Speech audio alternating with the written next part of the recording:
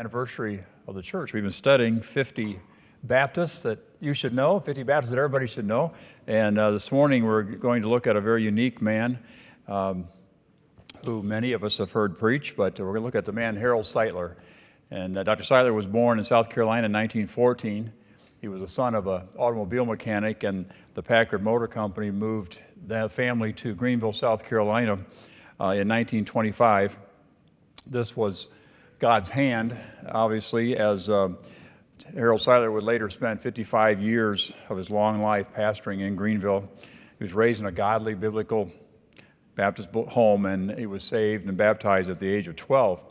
He graduated from high school in 1932, right in the middle of the Depression. His desire was to go to college, the dream of his was to be a physician, to be a doctor, but that was put out of reach by the Depression, as many plans were limited and stalled by the Great Depression. But in 1935, he married Miss Helen Vaughn, and God bless their marriage for more than 60 years. Soon after their first child was born, they dedicated their lives to the Lord, and soon after that, God began dealing with Harold's heart. And while serving as a layman in East Park Baptist Church, he began to sense God's call on his life to preach the gospel. Early in 1940, he answered that call, and he preached his first sermon at East Park Baptist Church in 1940, and he would serve God, as I mentioned, for 55 years, his ministry carrying him across the country and many foreign countries before he died. Well, he was looking for opportunities to preach, and he knew the Lord wanted him to preach. He was not pastoring at that point, but he bought a 20 by 40 foot canvas tent, and he made the chairs himself, and he began to preach. He put that tent up on street corners. He preached in backyards and in prison camps. In 1942, his church ordained him, and he enrolled in Furman University to pursue a degree in Greek. Before graduating, while still a student, he pastored 2 small churches at the same time, and it was during this time that the opportunity came up for him to begin a radio program. And so he began the radio program, the Bright Spot Hour. It was born in 1942, and many hundreds of people were brought to know the Lord and the saving knowledge of Christ in that time, as well as untold thousands that he encouraged and strengthened as they listened day by day.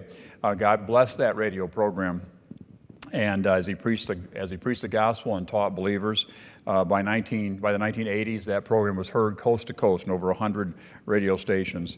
And this program was just a simple preaching of the gospel and encouraging believers. Even today, it's run by Dr. Sightler's grandson, Dr. Ben Carper, and is still on the air. It's a program that is very popular still in the South.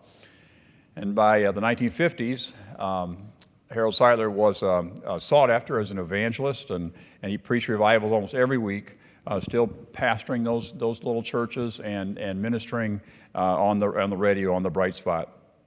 Radio managers all over the country began encouraging him as the show became more and more popular to come to their program. At that time, and maybe still today, he had to pay for all the radio time, and that was a tremendous financial burden. So there's many stories in his life about how many times him taking mortgages on his home and taking personal loans to keep that program going because the money would be slow to roll in. In 1951, while he was preaching in North Carolina, a drunk driver plowed into the back of his wife's car and killed instantly their 11-year-old daughter, Carolyn.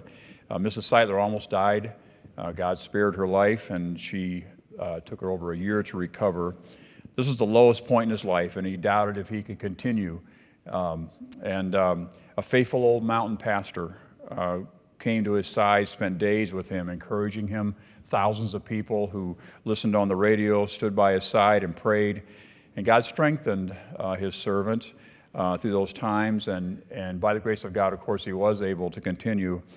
At the trial of the man who killed his daughter, very moving moment, he found the courage to approach the man and shake his hand. He said, "I forgive you and I love you, but more importantly, Jesus loves you." In 1952, a year later, he began Tabernacle Baptist Church in Greenville, South Carolina, and he would pastor Tabernacle for 43 years until his death.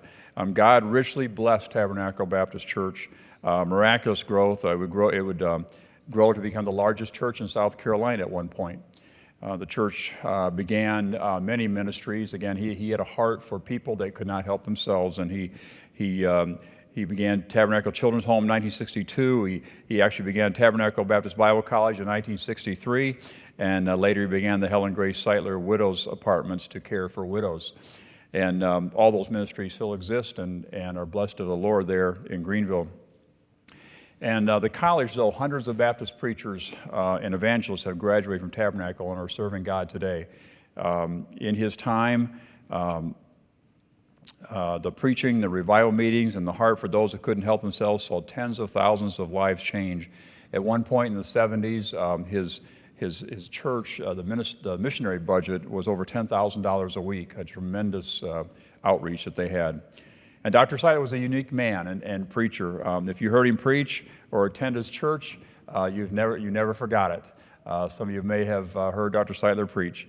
And he famously would say to his preacher boys, he said, get a little fire in your soul. Ask God to start a fire in your heart. Draw a circle and get in the middle of that circle and tell God to set it on fire. Then go to the pulpit and burn and preach and shout. And one author said this, and I think it was a great summary of his life. He said he was a pioneer of Baptist, independent Baptists in the Carolinas, and highly respected by independent Baptists nationwide. Dr. Sightler was a prince of preachers with a resonant voice and a deep Southern accent, pronouncing unflinchingly uncompromising truths, and at the same time presenting God's grace with eloquent pathos. He was a courageous, devoted servant of Christ, an unrelenting advocate for the King James Bible and independent Baptist fundamentalism. And the Lord took him home in 1995. And we'll thank the Lord this morning for Dr. Harold Sightler. And we have, as I try to do each week, listen to, when we can, a couple minutes of Dr. Sightler's preaching. So we'll listen to that now. I'm next in line to become the Pharaoh of Egypt. And I appreciate all those things. And having lived in the palace all these years, having enjoyed the sumptuous food, having been associated with the very elite people of Egypt's land, Moses said, I appreciate all of that. But all of that now comes to an end. Today, I refuse to be called your daughter, your son rather, any longer. And I'm going to take my stand with God's people. Now imagine Pharaoh's daughter might have wept and sighed and mourned. And she said, Moses, you're foolish. You don't mean what you're saying. Do you realize what you're giving up? You're giving up the treasures of Egypt's land. You're giving up the next in line to become the Pharaoh of Egypt. You're giving up all the training that I've given down through the years. You're giving up the love that I've bestowed freely upon you. You're giving up the palace with all of its excitement and with all of its pleasures. You're giving up the world with all of its pleasure. All of that you're placing behind you now. And you're taking a stand with that enslaved people. Moses, the decision, she might have said, is an unwise decision. But Moses said, no, I've made my mind up. I choose rather to suffer the affliction of the people of God than to enjoy the pleasures of sin for a season. What a tremendous decision that is. Would to God every man in the world could face it like Moses. Would to God every man could make that decision as he made it. Would that every man was wise enough to make the same decision Moses made. Multitudes follow on in their same pattern, follow on in their same sin, follow on in the traditions of their vain religion, to die without God, to spend eternity in hell. Not Moses. I'm going to stand with the God of my people. I'm going to stand with the God of my father Abraham. I'm going to stand by the training my devoted mother has given me. And I refuse to be called the son of Pharaoh's daughter. I choose deliberately, premeditatedly, counting the cost, I choose to suffer the affliction of the people of God rather than to enjoy the pleasures of sin for a season. Have you made that choice? Some of you in this building have. Many of you listening have. Others of you need to make that same decision, that same choice now. I choose to suffer the affliction of the people of God rather than to enjoy the pleasures of sin for a season.